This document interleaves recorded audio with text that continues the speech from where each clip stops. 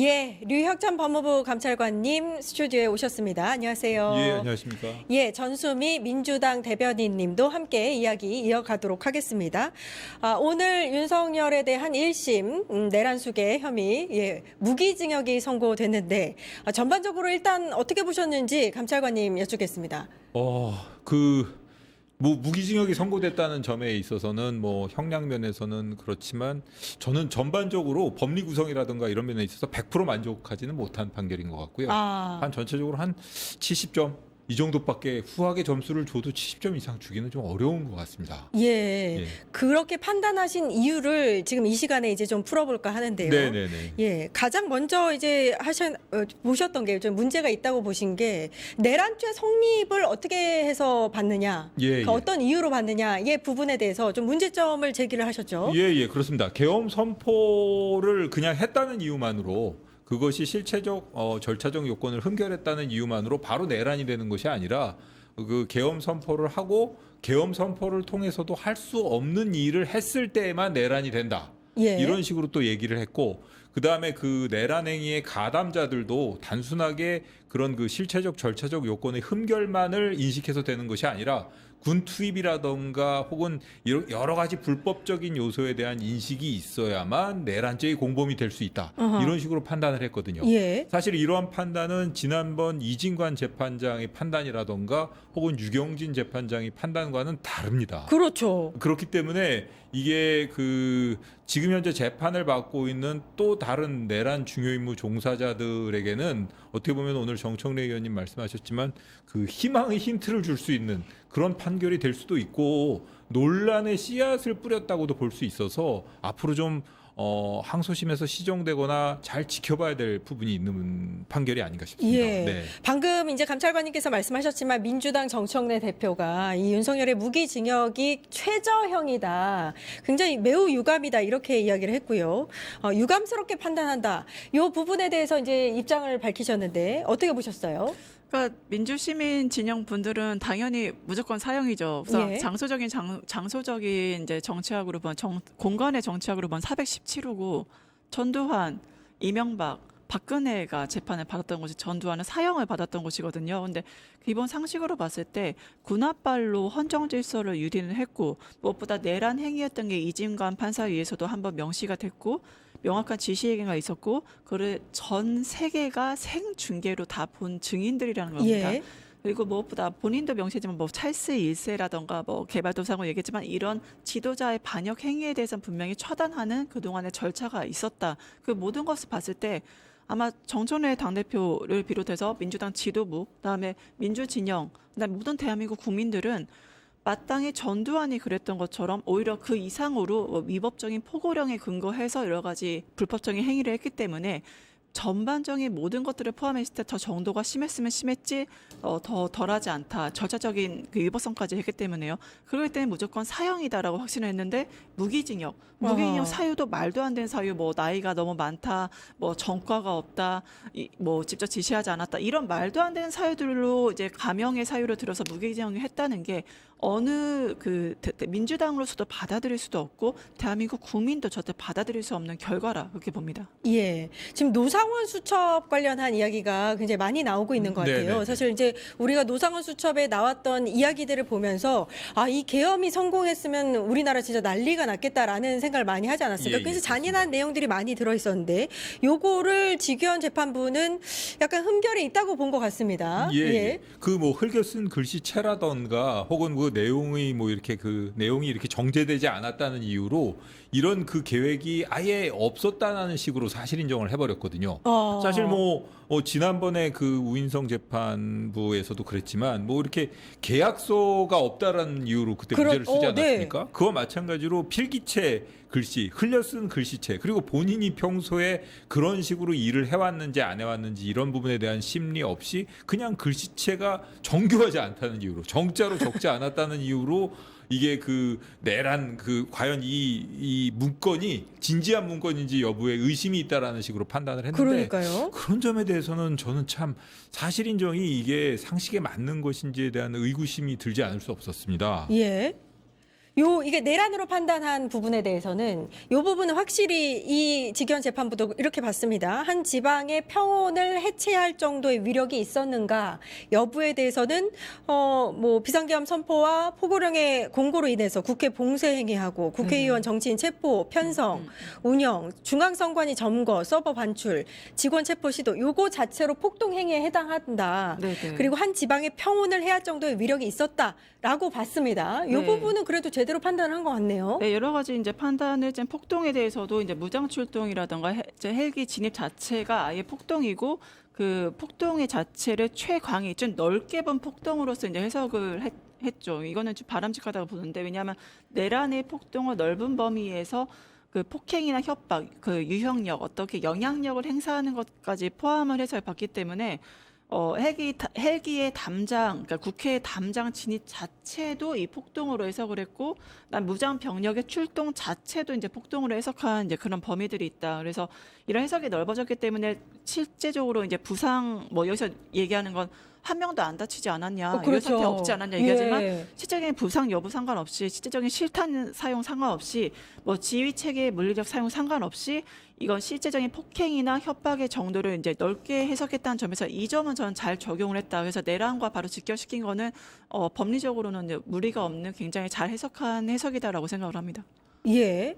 이 내란의 성립 관련해서 한 번만 더 여쭤보면 네네. 직위원 판사는 군을 동원해서 국회를 이제 봉쇄하려고 했다라는 예, 점을 예. 굉장히 중요하게 봤던 것 같습니다. 예, 그렇습니다. 예. 군 투입 여부, 그러니까 그 계엄으로도 군을 투입해 가지고 국회를 봉쇄하거나 국회의 권능을 무력화할 수 없기 때문에 그런 그 군 투입 여부를 인식했는지, 그리고 군 투입을 의도했는지 여부가 내란죄 성립에 있어서 주된 요소다, 이런 예. 식으로 판단을 한 것 같습니다. 예. 사실 그렇지만 헌법재판소에서는 이미 그 경고성 계엄이라던가 혹은 호소형 계엄, 메시지 계엄의 그 부당성, 그런 것은 계엄 선포 요건에도 맞지도 않고 국무회의 실질이 존재하지 않았음을 이유로 해가지고 실체적 요건, 절차적 요건이 흠결되었을 경우에는 계엄 선포가 부당하다고 판단을 했거든요. 그렇죠. 그리고 다른 재판부에서도 그렇게 판단을 했고, 예. 그런데도 불구하고 그런 이 기존의 판단을 유지하지 않고 본인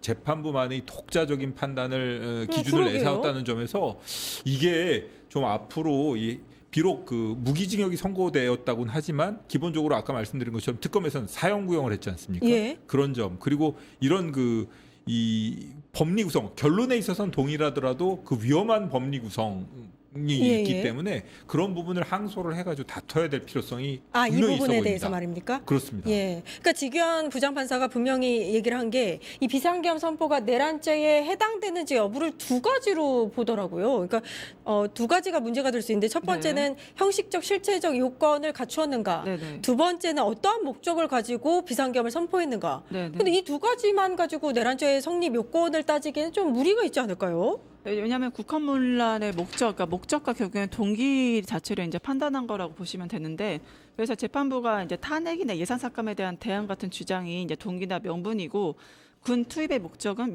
명확하게 국회를 기능을 마비하기 위한 거다. 이 국회 기능 마비는 명백하게 내란이다라고 이제 선을 그은 측면들이 있고, 국회 기능 마비가 목적이었기 때문에 그거에 대한 어떤 기관이나 통치 체계나 그런 것들에 대한 명시, 그리고 근데 문제는 또 재판부에서 또 얘기하자, 장기 독재를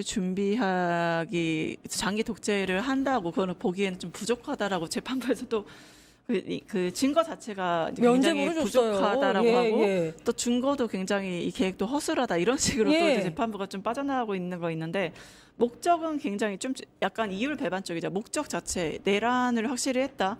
그 국헌문란의 목적 자체는 굉장히 강하게 틀은 인정을 합니다. 문제는 여기서 독재를 장기화하려는 그 목적이나 체계성의 증거가 불충분하다는 이유로 약하다. 그러니까 한마디로 목적은 확실한데 체계성이 있었냐? 아니면은 이것이 그 장기화의 그 동기가 있었냐? 이거는 또 약하게 봤다는 점에서 앞뒤 좀 맥락이 좀 안 맞는 측면도 분명히 존재하고, 그래서 국회 마비라는 목적 증명은 인정하면서도 이게 형법 91조 수준의 국헌 문란이었냐, 결국은 이 지점 가지고 윤석열과 바로 이제 그 특검 쪽에서 치열하게 싸우지 않을까 생각이 됩니다. 예. 그러니까 이 부분에서 나온 게 바로 성경을 읽는다는 이유로 촛불을 훔칠 수는 없다. 이 부분이었는데, 그러니까 국가 위기 상황이라고 윤석열이 판단을 했고, 그래서 계엄을 했을지라도 요거는 내란죄다. 뭐 이렇게 귀결이 되는 그 네네. 논리였어요. 네네. 예. 사실 그런 말은 그 여러 가지로 해석될 수가 있거든요. 그러니까 그것이 실체적인 요건 흠결에 대한 이야기일 수도 있는 거고, 목적이 수단을 정당화한다고 볼 수 없다라는 예. 뭐 이런 얘기일 수도 볼 수 있는 것인데, 상당히 모호한 얘기를 했지만 결국은 핵심은 그겁니다. 형식적 절차적 요건의 형식적 요건, 실체적 요건의 흠결만으로 곧바로 내란이 되진 않는다. 예. 계엄 선포. 예. 그러니까 그 점은 아주 중요하거든요. 예. 이거는 그 다른 중요 임무 종사자들이 있지 않습니까? 그런 사람들에게는 어떻게 보면은 내란에 동조했던 세력에게 희망을 주는 말이라고 볼 수도 있습니다. 그렇죠. 그렇기 때문에 그런 부분에 대해서는 지난번 이진관 재판부나 혹은 유경진 재판부와는 완전히 다른 판단이기 때문에 특검에서는 이런 그 판단의 그 모순을 항소심에서 일치시킬 필요가 있어 보입니다. 좀 바꿔 말하면 국가 위기 상황이라는 판단, 윤석열의 판단을 존중했다고도 볼 수 있는 그런 판결문이었고. 오히려 근데 그거는 전 반대로 보는 게 비상계엄 자체, 그러니까 비상계엄을 한 이유가 뭐 민주당 같이 이런 문제 있었기 때문에 그렇죠, 정치를 그렇죠. 그러니까 통치행위냐 여부 결국 예. 해석인 건데, 그러니까 윤석열 측에서는 말씀하신 대로 비상계엄 자체가 대통령 고유 권한이다, 통치행위이기 때문에 사법심사의 대상이 아니라고 계속 주장을 해왔거든요. 예. 근데 관련 97년에 전두환 사례라던가 우리가 그런 걸 보면, 만약에 비상계엄이 대통령의 행위라고 통치행위라 할지라도 내란의 수단으로 이용될 경우에는 사법적 판단이 가능하다는 게 바로 대법원 판례가 있습니다. 이번에 대법원도 그 지기현도 그거를 인용을 해서 판단한 것으로 보이고,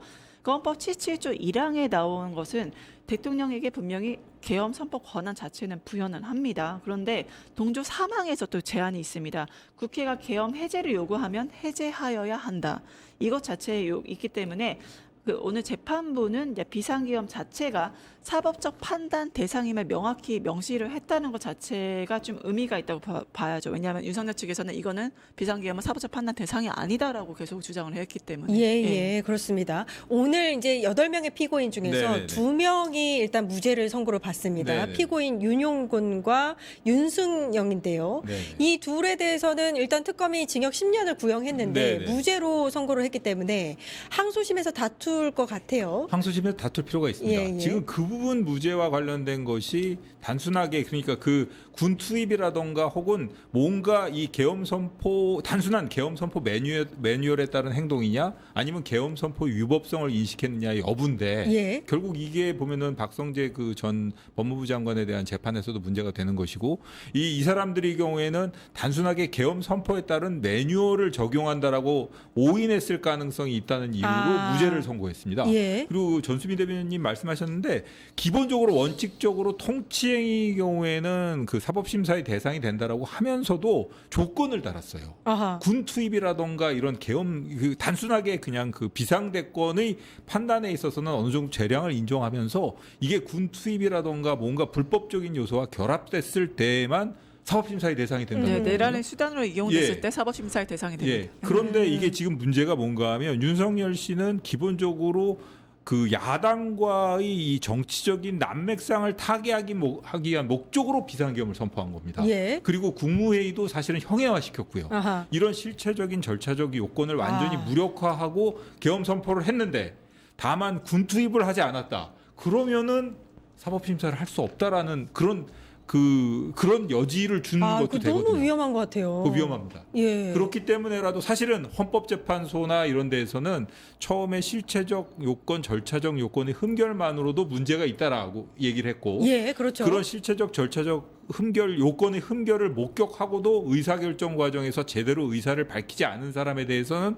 처벌해야 된다라고 지난번 이진관 재판장이 얘기를 그렇죠. 했습니다. 예. 그런 부분이 있기 때문에 지금 이진관 이 겉으로 보기에는 뭐 이렇게 전체적인 선고 형량이나 이런 데 있어서 크게 문제가 없다고 볼 여지가 있지만, 사실은 이게 보면은 내란 세력에게 희망의 씨앗을 준 판결일 수도 있습니다. 아, 그럴 수 있을 것 같습니다. 예, 예. 그러니까 국무회의조차도 대통령이 이거 절차적으로 맞다 생각하면 그냥 맞는 거다 이렇게 판단을 했기 때문에 앞으로도 그냥 진행할 수 있을 정도로 그렇습니다. 그냥 뭐 비상계엄을. 이 비상계엄을 함부로 선포하고 여러 가지 비상계엄에 따른 여러 가지 법배에 나와 있는 그 권리 제약이라든가 국민의 기본권을 제약하는 여러 가지 조치를 취했는데 다만 그걸 넘어서는 비상계엄의 요건에서 이 비상계엄에 따른 권한을 넘어서는 그런 행위를 안 했다면 비상계엄 선포가 가능할 수도 있다라는 예. 결론에 도달하거든요. 예. 그렇기 때문에 그리고 그런 부분의 경우에는 아무런 책임도 지지 않는다라는 결론에 도달하게 되는데 그거는 상당히 위험하고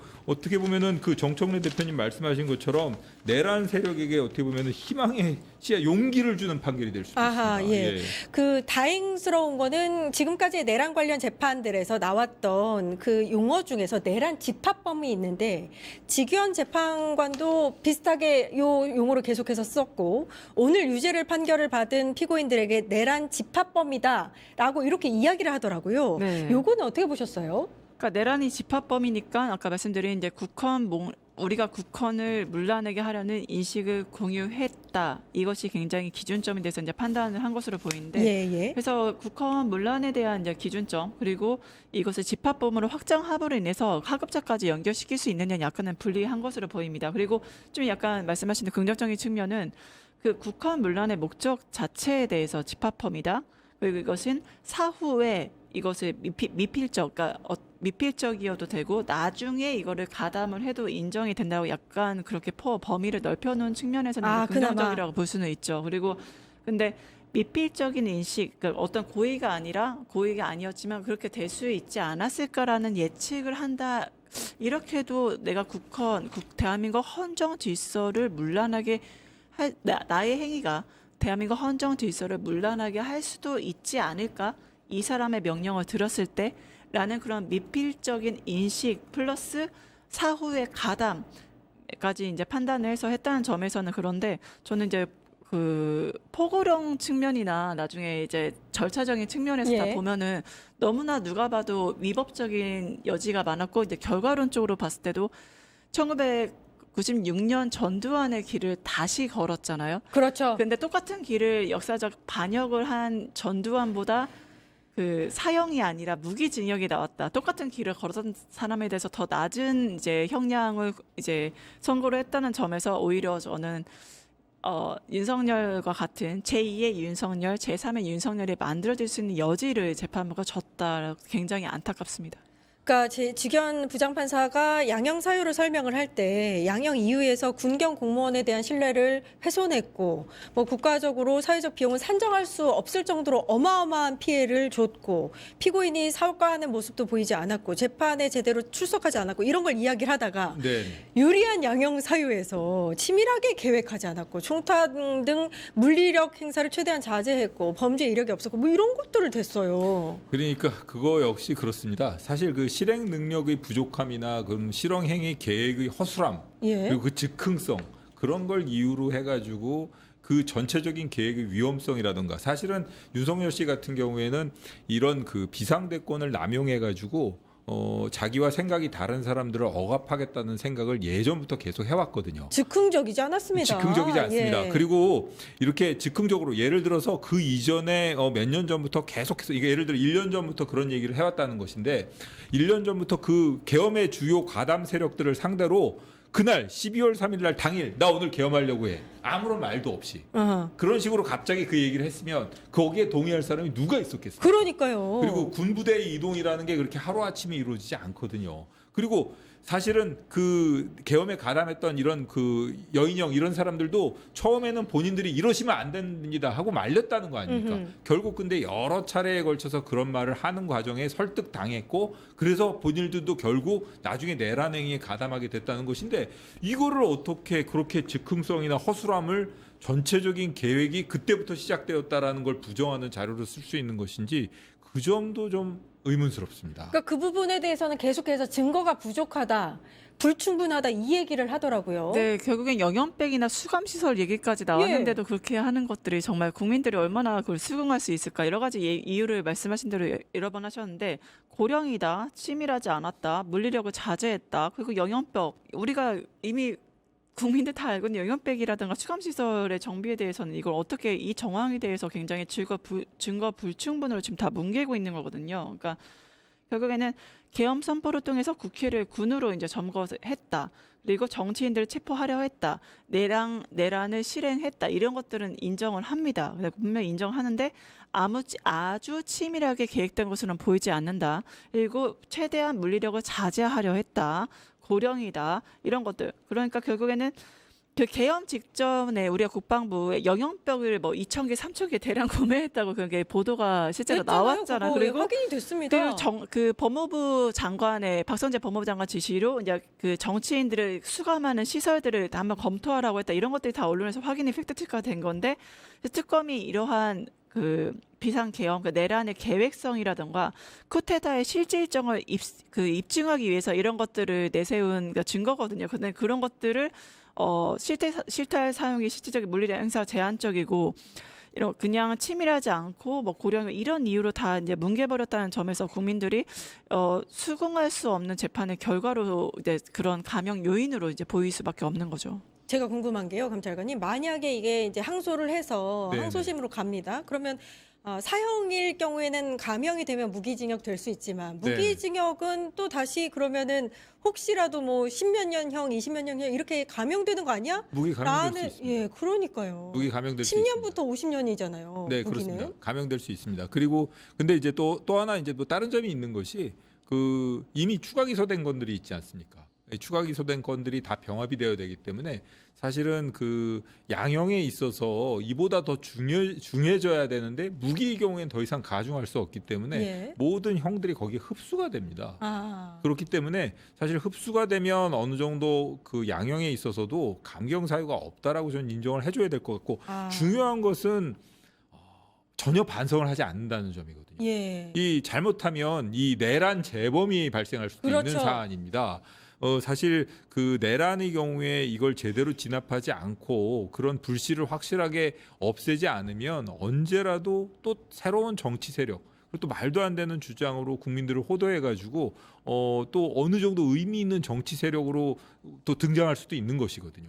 그렇기 때문에라도 이런 그 반민주적이고 민주주의 기본 시스템을 파괴하려고 한 세력에 대해서는 응징이 필요한데 이번에 그런 판결이 그렇게 그에 충분한 메시지를 줬는지는 저는 의문입니다. 예. 지금 댓글에서 이제 사명권 이야기가 나오는데 사형 선고가 되면 사명권이 가능하지 않은 거잖아요. 그죠? 아닙니다. 사형 선고도 관계없습니다. 사명권은 그런가요? 대통령이 특사는 어떤 경우에도 제한될 수 없고 그거야말로 그 통치행위 하나거든요. 사법적 심사의 대상이 아닌. 예. 그렇기 때문에 너무 지나치다고 해가지고 그걸 제한하는 법을 만들어야 되는 거 아니냐 이런 얘기들이 나오는 예. 겁니다. 예. 지금 민주당 주도로 이 윤석열에 한해서 그러니까 내란 혐의 한해서 사명권을 금지하는 법안이 나오지 않았나요? 네, 맞아요. 이런 내란 행위라든가 국헌 질서를 흔드는 행위에 대해서는 제가 대통령의 사면권도 제한하는 말씀하신 대로 사면 자체는 사실 대통령의 통치 행위입니다. 근데 예. 통치 행위임에도 불구하고 이거는 정말 헌정 질서를 유린하고 국민의 생명과 안전을 위협하는 엄청 어마무시한 행위를 했기 때문에 예. 이것만큼은 사면의 그 대상에서 제외를 해야 될 필요가 제외해야죠. 있다라고 민주당의 심각성을 느끼고 있고 지금 법을 추진하고 있습니다. 아니 전두환 같은 경우에도 한 2년 만인가요? 특별 사면으로 나왔단 말이에요. 그러니까 윤석열을 나오면 큰일 납니다. 그렇습니다. 전두환의 경우에는 그 출소해가지고 예. 최소한 본인들 주변에 있는 사람들을 제외하고는 정치적인 행동을 하지 않았거든요. 예. 근데 지금 윤석열 씨 같은 경우에는 그렇죠. 계속해서 국론을 분열시키는 행동을 하고 있고 오늘 그 피고인 측 변호인들만 보더라도 이건 법치주의 우롱이다. 진짜 누가 하고 싶은 말을 당신들이 하느냐 이런 말이 나올 정도로 좀 말도 안 되는 이야기를 주장을 했거든요. 예. 그런 점에 비추어 봐도 이 사명권 제한이라든가 이런 논의는 심각하게 한번 검토를 해봐야 될 것 같습니다. 네, 정확하게 예. 소개드리면 민주당이 추진하고 있는 거는 내란, 외환, 군사, 반란, 범죄를 대상으로 하고요. 그 범죄 투트랙입니다. 대통령이 통치 행위를 해서 사면을 자체를 못하게 한다거나 아닌 대통령이 사면을 하고 싶으면 국회의 동의를 받아서 사면을 해야 된다는 그 절차로 저희가 진행되고 그게 있는 걸 맞는 것 소개드립니다. 같습니다. 예. 네. 그거 통과되겠죠? 전 통과해야 무조건 될- 돼야 된다고 봅니다. 무조건 돼야 될 것 같습니다. 국민의힘은 뭐 어떤 입장을 내나 하고서 이렇게 지켜봤더니 묵묵부답이네요. 예. 내란당 왜 가만히 있죠? 예, 기다려보겠습니다. 뭐라고 하나. 오늘 여기까지 하겠습니다. 예, 오늘 윤석열 특집으로 전해드렸는데요. 류혁 전 법무부 감찰관님, 전수미 민주당 대변인님 고생해 주셨습니다. 감사합니다. 감사합니다. 네, 저는 내일 오후 4시 50분에 다시 찾아뵙겠습니다. 함께해 주신 여러분 감사합니다. 유튜브 구독하고 실시간 채팅과 댓글을 남기시면 매일매일 7,000TTCO를 드립니다. 참여 방법은 통통물 어플을 다운로드하고 회원가입과 로그인을 해주세요. 마이페이지에서 나의 회원 고유 번호를 복사해주세요. 유튜브 구독 후 실시간 채팅이나 댓글창에 고유 번호를 한 번만 입력하면 준비 끝! 지금 유튜브 채팅과 댓글 쓰기 참여하고 7,000TTCO 받아가세요.